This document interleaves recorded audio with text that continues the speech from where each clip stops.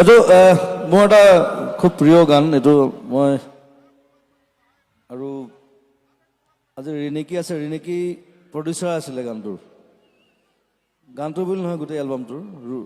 ৰুণজুন হিমন্তৰা দেউতা লিখা গান। চিলাবলৈ চাওঁ।